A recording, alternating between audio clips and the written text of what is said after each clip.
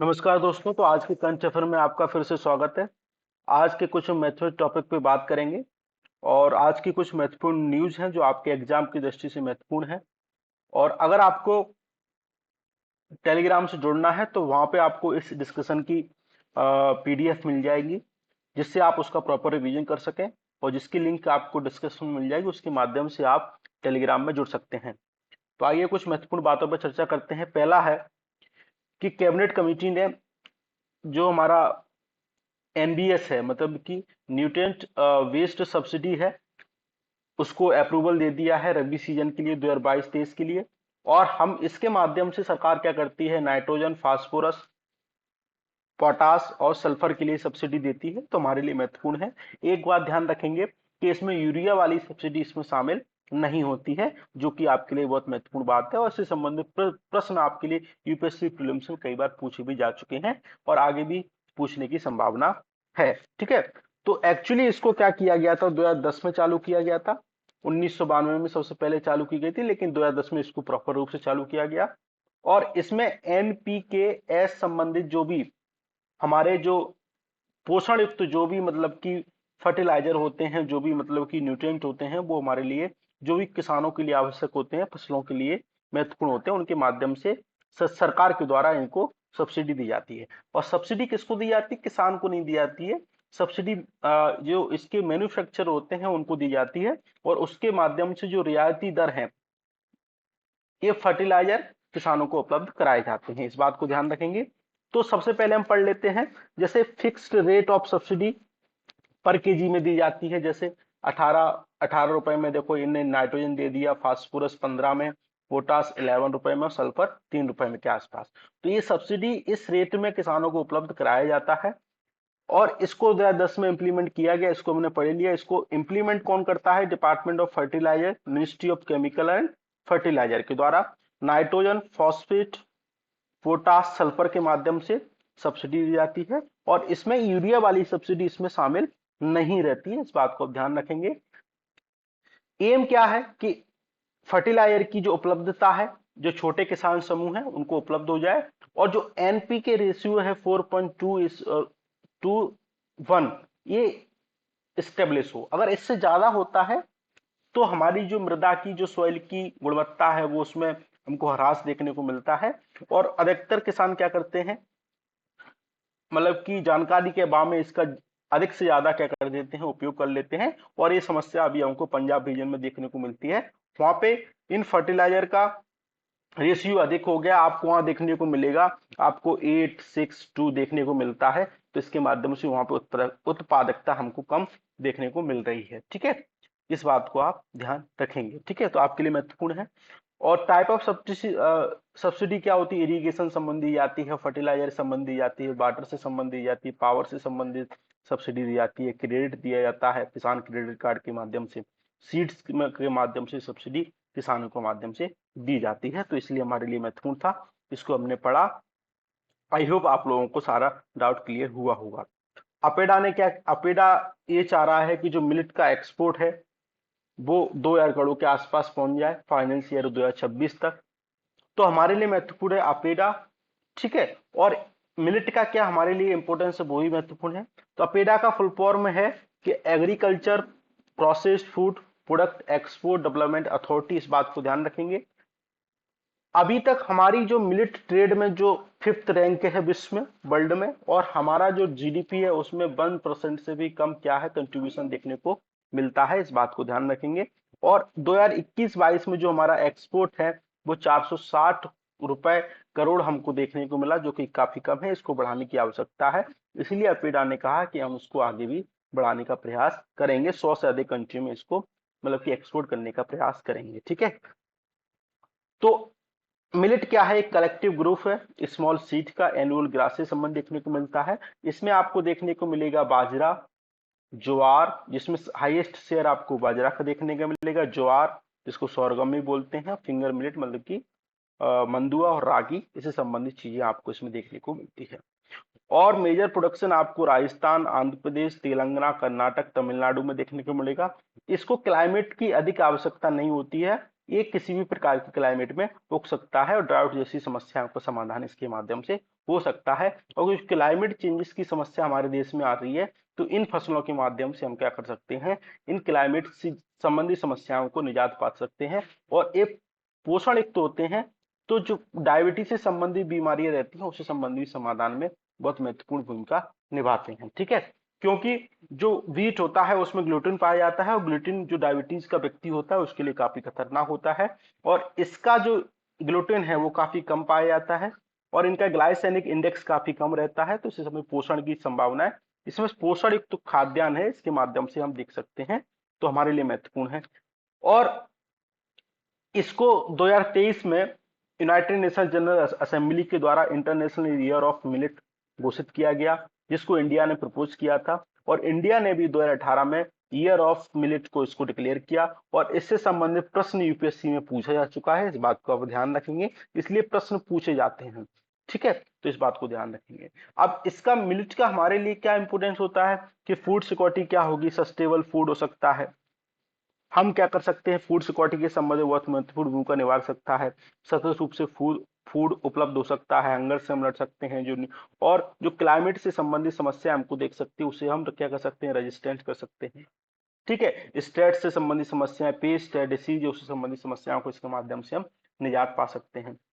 और हमारे देश में जो कुपोषण देखने को मिलता है, तो हमारे माइक्रो न्यूट्रिएंट जैसे कैल्शियम, आयरन, जिंक, आयोडीन से संबंधित क्या होते हैं, रिच होते हैं, तो हम कुपोषण के माध्यम से इसके माध्यम से कुपोषण को हम कम करने का प्रयास कर सकते हैं। और डिसीज के संदर्भ में भी हम देख सकते हैं ग्लूटेन फ्री होता है, तो ये भी हमारा लो ग्लाइसेमिक इंडेक्स होता है, तो ये डायबिटीज पर्सन के लिए भी काफी उपयुक्त होता है। और जो हमारी जो कार्डियोवास्कुलर डिसीजेज हैं, एनीमिया है, कैल्शियम डिफिशियंसी हमको देखने को मिलती है, तो उससे संबंधित भी ये चीजें लड़ सकता है। इकोनॉमिक सिक्योरिटी, अगर हम क्लाइमेट चेंजेस से अगर क्लाइमेट चेंज जैसी हमारी घटना देखने को मिलती है तो उससे हम रेजिलेंट हो जाएंगे, तो इकोनॉमी जो निर्भरता है, जो ह्रास हमको देखने को मिलेगा, तो उसमें प्रतिपूर्ति देखने को मिलेगी। सस्टेनेबल इनकम इनकम होगी, लो इन्वेस्टमेंट हाई यील्ड मिलेगी हमको, एडिशनल लोगों को क्या मिलेगी, इकोनॉमिक गेन देखने को मिलेगा। तो इसके माध्यम से हम क्या कर सकते हैं कि अपनी मतलब की समग्र रूप से मतलब की खाद्य सुरक्षा, सामाजिक, आर्थिक, राजनीतिक और आर्थिक क्षेत्र में बहुत महत्वपूर्ण भूमिका निर्वाह कर सकते हैं। तो हमारे लिए अगर मेंस में प्रश्न आता है तो इसके माध्यम से आप की पॉइंट वहां पे लिख सकते हैं, आपके लिए महत्वपूर्ण होगा। अब हम पढ़ लेते हैं अपेडा क्या है। तो अपेडा को हमने समझा। अपेडा को एक्चुअली क्या है, agriculture processed food product export development authority act 1985 के माध्यम से स्टेब्लिश किया गया था, इसलिए क्या है, एक स्टेचुरी बॉडी है। इसको मिनिस्ट्री ऑफ कॉमर्स और इंडस्ट्री के द्वारा इसको अंडर काम करती है। इसका हेडक्वार्टर आपको न्यू दिल्ली में है, और जो भी हमारे प्रोडक्ट होते हैं उनकी क्वालिटी से संबंधित क्या करती है, ये काम करती है। जो प्रोसेस फूड होता है उसकी क्वालिटी को निगरानी का काम करती है, और एक्सपोर्ट की दिशा में काम करने का प्रयास करते हैं। इतना आपको ध्यान होना चाहिए। ठीक है, अब कैबिनेट ने क्या किया है, जो हमारी एथेनॉल है, उनकी जो पब्लिक सेक्टर ऑयल मार्केटिंग कंपनियां हैं, वो एथेनॉल जो ब्लेंडेड पेट्रोल है उसको प्रोग्राम के माध्यम से उसको खरीद सकें, इसके माध्यम से प्रोक्योरमेंट संबंधी इसको कैबिनेट ने अप्रूवल दिया है। ठीक है, तो उसके माध्यम से ये सारी चीजें हैं। अब higher ethanol price drive for different sugar cane के माध्यम से रॉ मटेरियल मिलता है, जिसमें आपको मुलास शुगर केन है, जूस है, शुगर सिरप है, इसके माध्यम से आप खरीद सकते हैं ताकि आप ब्लेंडेड कर सकें। ठीक है, अब एक्चुअली इसमें क्या होता है, 100%, 99% क्या होता है, प्योर देखने को मिलता है, एग्रीकल्चर प्रोडक्ट से होता है, ब्लेंडेड एक्सक्लूसिव होता है। तो हम इसको डिटेल में पढ़ेंगे। गवर्नमेंट ने क्या किया, ईबीपी प्रोग्राम चलाया, एथेनॉल ब्लेंडिंग प्रोग्राम। इसके माध्यम से हम एथेनॉल को 10% तक ब्लेंड करने का स्टार्टिंग में गवर्नमेंट ने प्रयास किया, लेकिन ये प्रोग्राम आपको अंडमान निकोबार और लक्षद्वीप के अलावा संपूर्ण देश में देखने को मिलता है।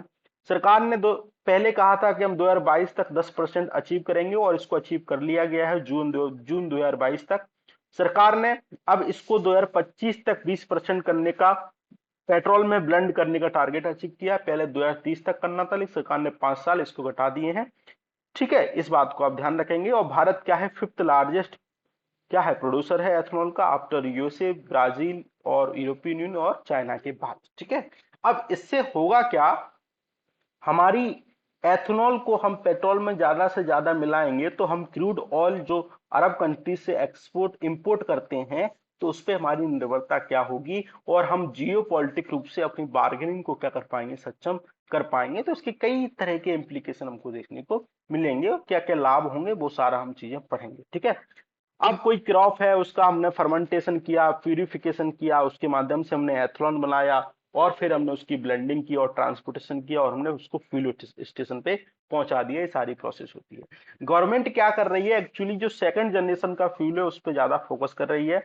अब हमारे लिए महत्वपूर्ण है कि फर्स्ट, सेकंड, थर्ड और फोर्थ जनरेशन के फूड फूड पे हम बात करें, और थर्ड जनरेशन के द्वारा यूपीएससी के द्वारा प्रश्न पूछा जा चुका है। फर्स्ट जनरेशन की जो हमारा बायोफ्यूल रहता है उसको हम Kerala, starch, sugar, oil crop, जो भी हमारी मतलब की खाद्यान्न फसलें होती हैं उनके माध्यम से हम बायोफ्यूल बनाते हैं। लेकिन इसके माध्यम से संकट ये उत्पन्न हुआ कि अगर आप खाद्यान्न का फ्यूल बनाएंगे तो लोग खाएंगे क्या, हमारी खाद्य सुरक्षा उससे प्रभावित हो सकती है।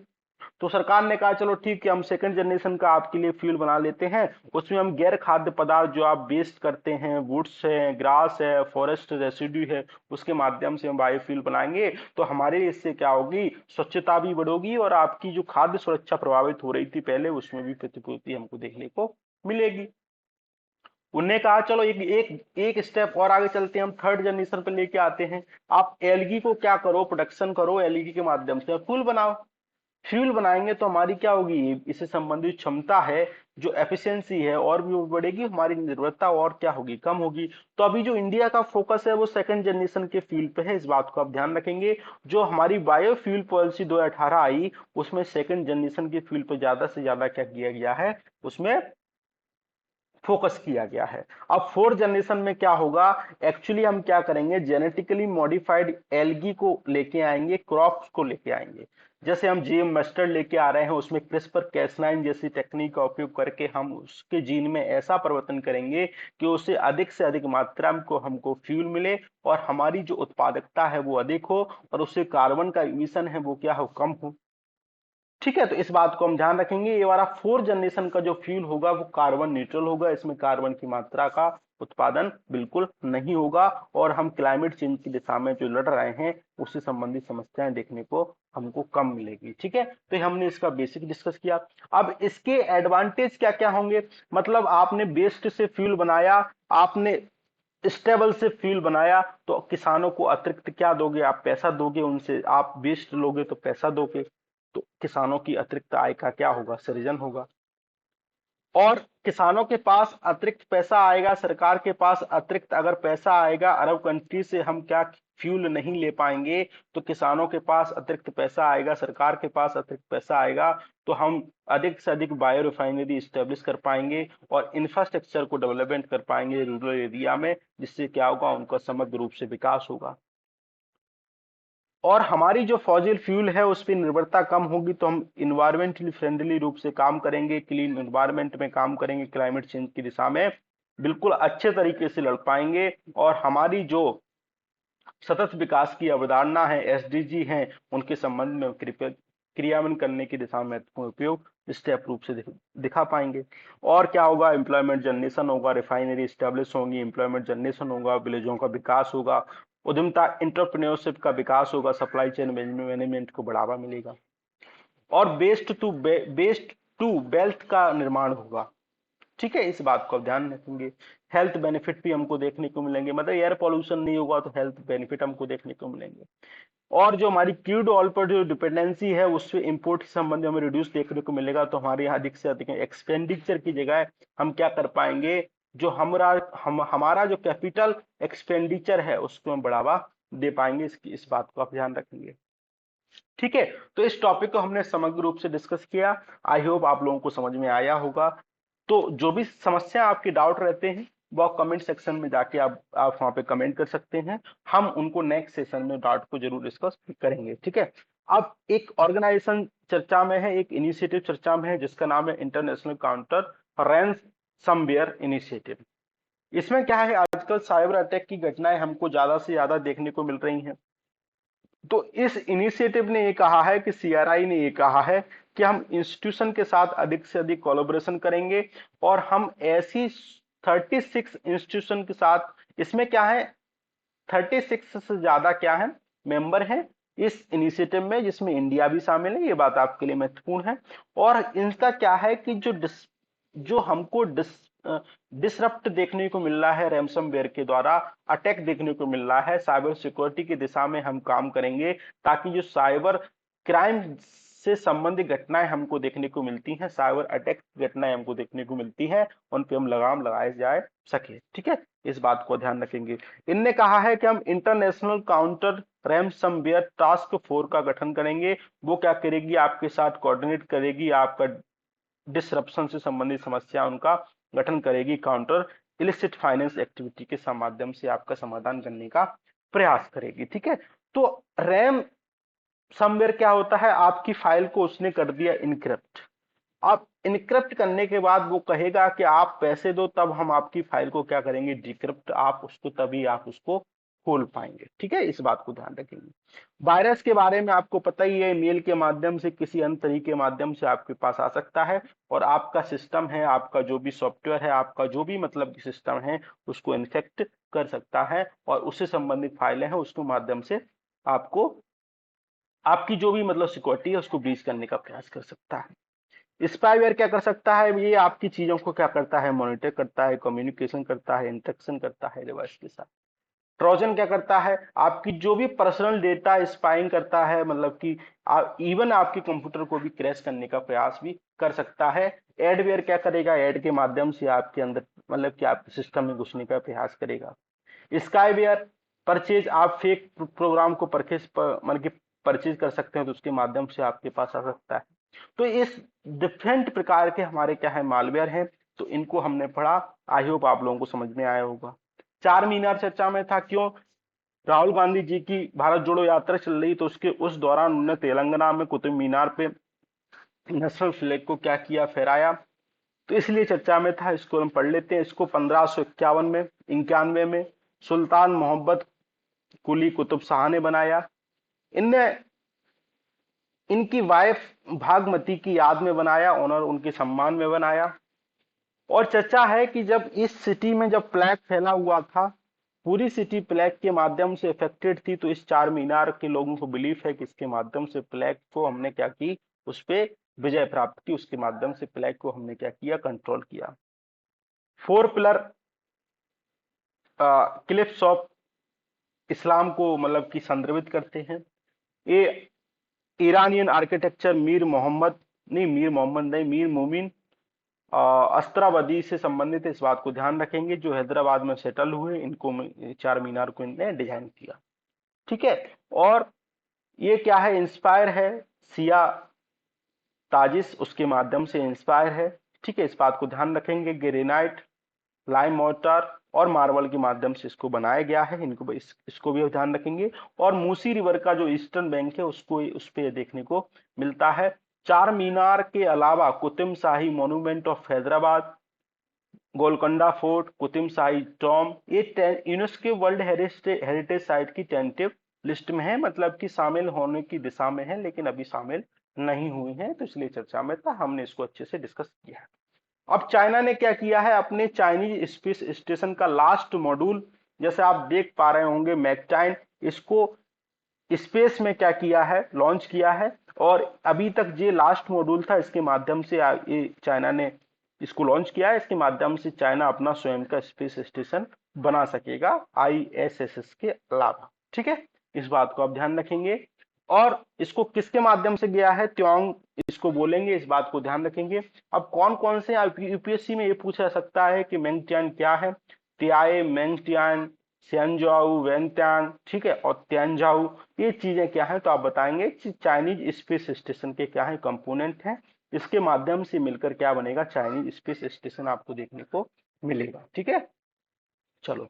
अब लद्दाख में एक्चुअली क्या है, लेह कारगिल अपना स्टेट हुड की मांग कर रहे हैं, वहां पे स्ट्राइक हमको प्रोटेक्ट देखने को मिला।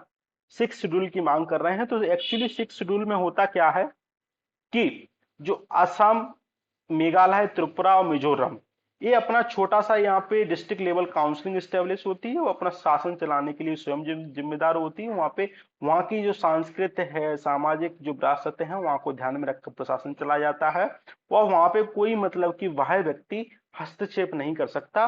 तो इसी राह पर जो लद्दाख के लोग हैं वो भी मांग कर रहे हैं कि हमको 6 शेड्यूल के माध्यम से हमको दर्जा दिया जाए। ठीक है, इस बात को ध्यान रखेंगे। अब एक्चुअली क्या है कि पार्ट 1 जो यूनियन टेरिटरी है, आर्टिकल 2 ये कहता है संविधान का कि पार्लियामेंट क्या कर सकती है, उसको सही लगता है तो किसी भी नए स्टेट का निर्माण कर सकती है, उसकी बाउंड्री में परिवर्तन कर सकती है।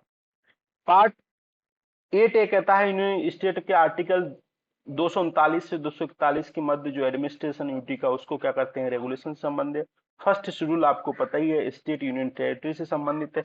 7 शेड्यूल में मतलब कि 7वां संविधान संशोधन 1956 हुआ, उसके माध्यम से स्टेट रिकॉग्निशन एक्ट बना, उसके माध्यम से ABCCD से संबंधित जो क्लासिफिकेशन था उसको खत्म किया गया, और वर्तमान में जो क्लासिफिकेशन हमको देखने को मिलता है वो हमको दिखाई देता है। ठीक है, इस बात को आप ध्यान रखेंगे। तो 6 शेड्यूल हमने पढ़ लिया, और इससे संबंधित जो भी प्रावधान थे वो हमने पढ़ लिया, आपको समझ में आया होगा। अब national commission for scheduled tribe ये चाह रहा है कि हम जो पहाड़ी जो एथनिक ग्रुप है उसको हम जो यूटी जम्मू कश्मीर है उसको हम क्या करें, शेड्यूल्ड ट्राइब की लिस्ट में शामिल करने का प्रयास करें। इस माध्यम से उन्होंने कहा जो पहाड़ी कम्युनिटी है वो आपको पहाड़ी लैंग्वेज बोलती है, और हेट्रोजीनियस कम्युनिटी देखने को मिलती है जम्मू कश्मीर, उत्तराखंड, हिमाचल क्षेत्र रीजन में। इस बात को ध्यान रखेंगे। जम्मू कश्मीर में अभी तक 12 कम्युनिटी हैं जो शेड्यूल्ड ट्राइब की श्रेणी में शामिल हैं, इस बात को ध्यान रखेंगे।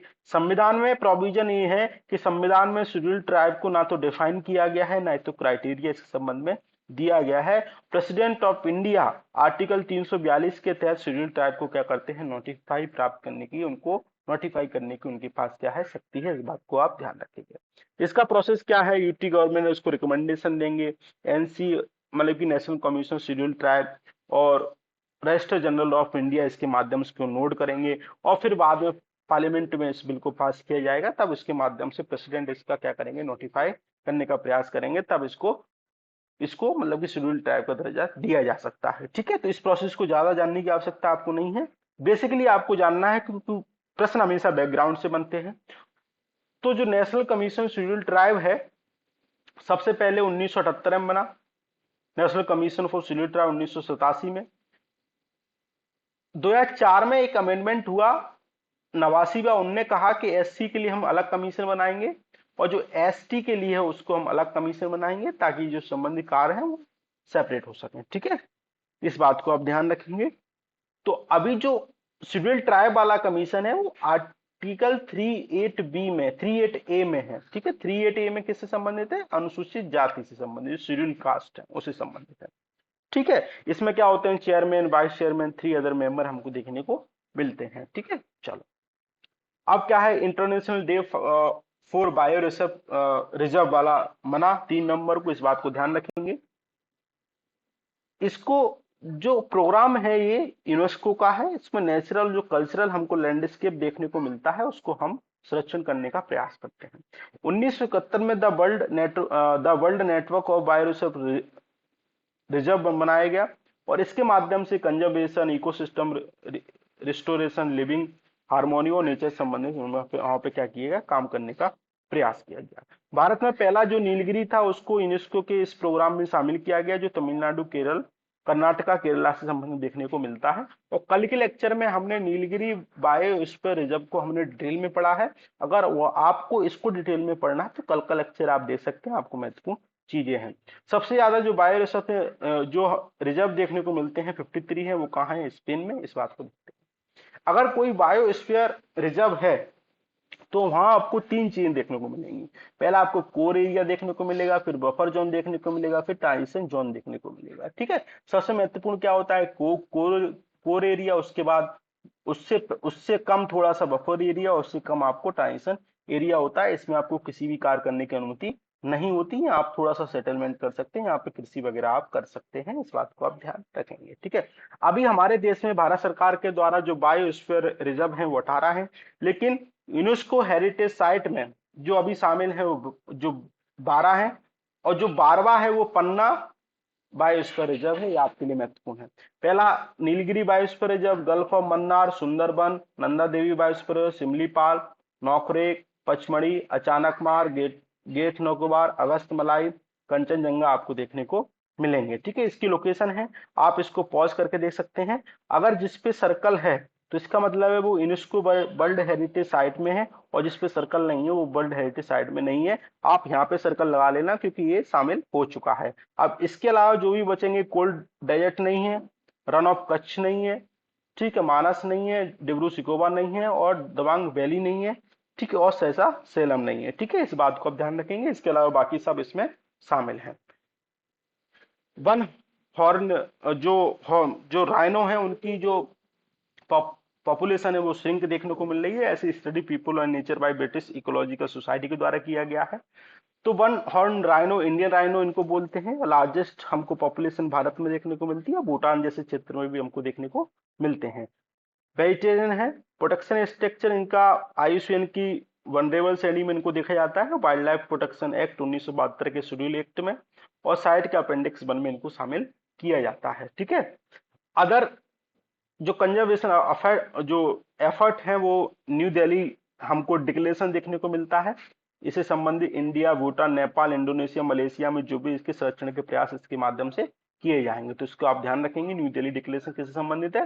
राइनो से। ठीक है, ministry of environment, forest, climate change के द्वारा डीएनए प्रोफाइलिंग की गई है, और national rhino conservation strategy launch की गई है, और इंडियन राइनो मिशन 2020 के माध्यम से लॉन्च किया गया है, और कहा गया है कि 3000 पॉपुलेशन वहां सामने करने का प्रयास करेंगे। ठीक है, इस बात को आप ध्यान रखेंगे। और सबसे ज्यादा पॉपुलेशन हमको इस क्षेत्र में देखने को मिलती है, जैसे रायमोना, मानस, औरंग, नामेरी, काजीरंगा, दिहांग पटकई और दिब्रू सिखोवा। ठीक है, चलो।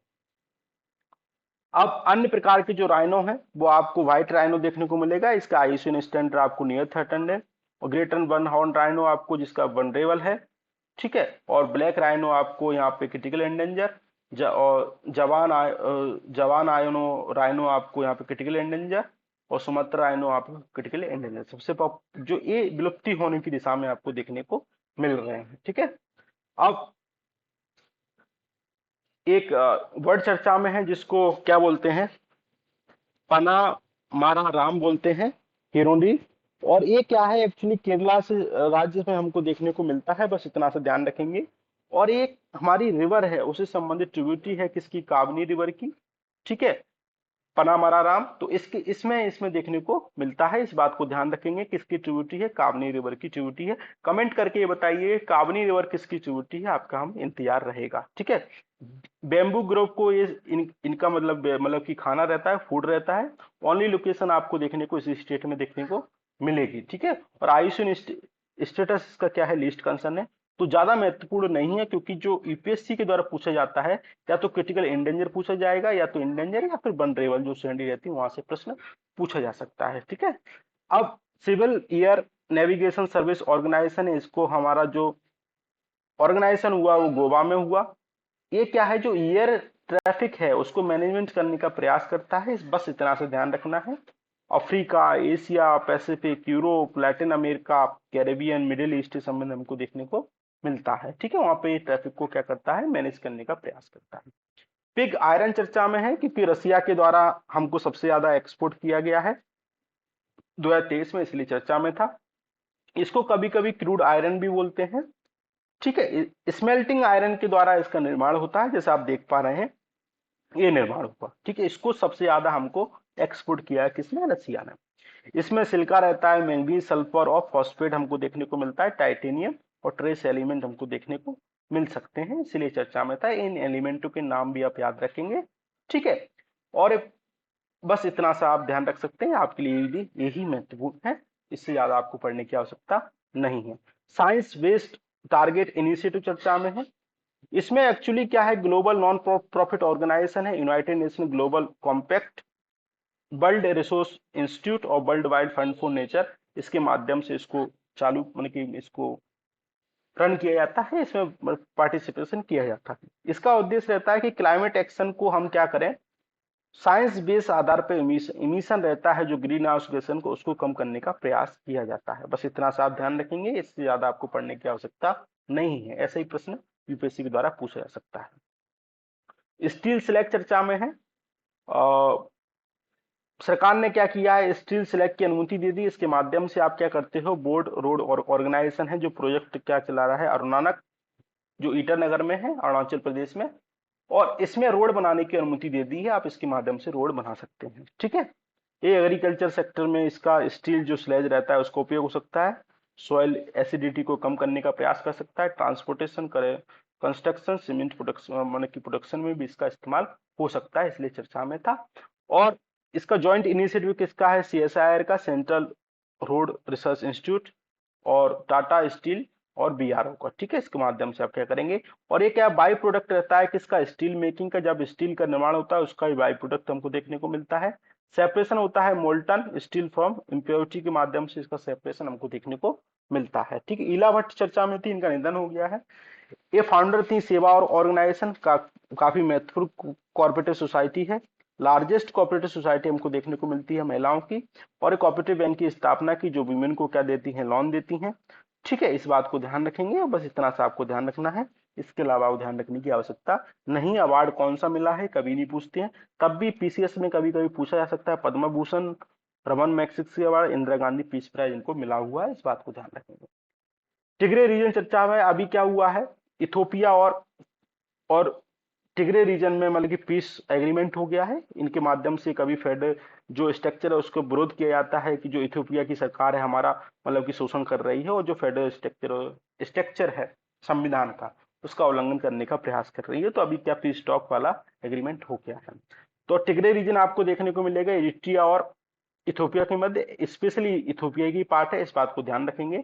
और इरिट्रिया से रेड सी से कौन कौन लगता है, ऊपर देखो सूडान, फिर उससे ऊपर आपको इजिप्ट, इरिट्रिया, और इधर आपको जिबूती, और तो इथोपिया रेड सी से नहीं लगता है, इस बात को भी आप ध्यान रखेंगे। ठीक है, और ये पे लेक ऑफ टाना भी देखने को मिलेगी कहाँ पे, इथोपिया पे। ठीक है, बस इतना सा आपको ध्यान रखना है। अब इजराइल में दोबारा से मतलब जो नेतन्याहू है वो दोबारा से प्रधानमंत्री बनने की रेस में है, इसी चर्चा में था। तो इजराइल आप ये देख सकते हैं, मैप आप जरूर ध्यान रखिएगा, मेडिटेरेनियन सी से कौन कौन से राज्य लगते हैं, अक्सर एग्जाम में पूछा जा सकता है, क्योंकि आपके लिए महत्वपूर्ण रहता है। जो गोलन हाइट है इसकी सीमा देखो लेबनान, सीरिया और जॉर्डन और इजराइल से लगती है, इस बात को भी ध्यान रखेंगे। ये आपको डेड सी आपको इधर मिलेगा, मतलब कहाँ, वेस्ट बैंक और जॉर्डन के मध्य, या इजराइल और जॉर्डन के मध्य। ठीक है, इसको गाजा स्ट्रिप बोलते हैं। ये वाला पार्ट ये इजिप्ट है, ये तल अवीव है, ये वेस्ट बैंक है, ये मेडिटेरेनियन सी है, और ये गोलन हाइट है। हमने सबको पढ़ लिया। आई होप आप लोगों को लेक्चर पसंद आया होगा। Thank you very much. और पढ़ते रहिए लगातार, अपने माता पिताओं के सपनों को पूरा करते रहिए। Thank you very much.